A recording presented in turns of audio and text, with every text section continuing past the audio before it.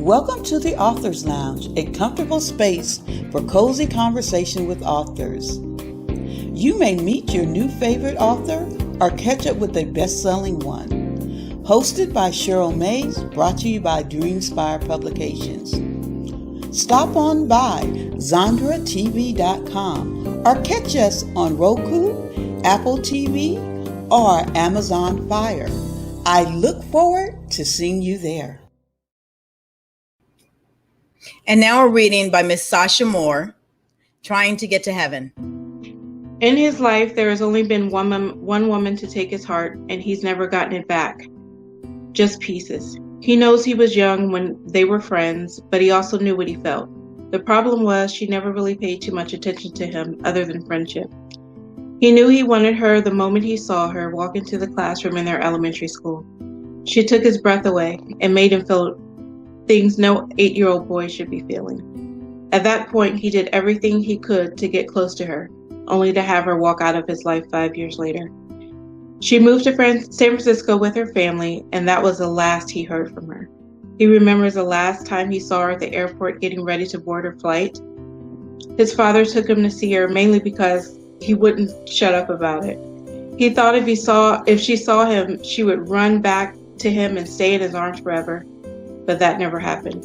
She just smiled and waved before disappearing through the door. His chest hurt so much after that he thought he was dying. That was the first and last time he ever cried. His father pulled him into his arms and let him break down. John thought for sure his father was going to slap him and tell him to snap out of it. But he said he understood what John was feeling. He stayed in his room the whole summer and didn't leave the house until school started again, and he had to. It was going to be difficult not to see her every day, but he knew he had to try to endure. The only way he knew how to do that was to put up a wall and never let anyone get too close.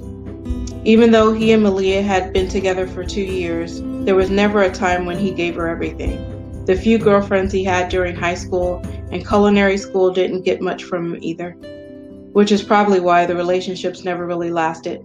It's not something he could help. There was really no way to fix it. Sometimes he sees her when he closes his eyes. So beautiful.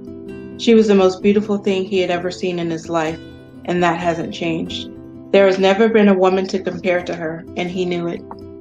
Part of him wanted to try and find her after high school graduation, but the chicken in him wouldn't let him.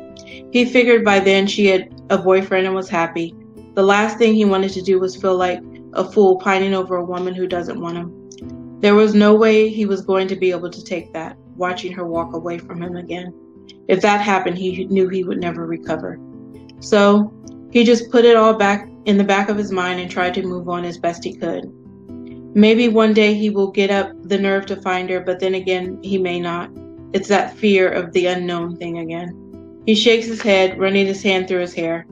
Blowing out a long breath, he reaches for the door of the restaurant and walks in. He's not working today, but he really doesn't want to be anywhere else at the moment. The kitchen has come to be a sanctuary, giving him a peaceful feeling. It can sometimes be hectic, especially when they have a full house, but he never seems to mind that. He gets it into his mind and just does his job. Everything else doesn't matter. Thank you.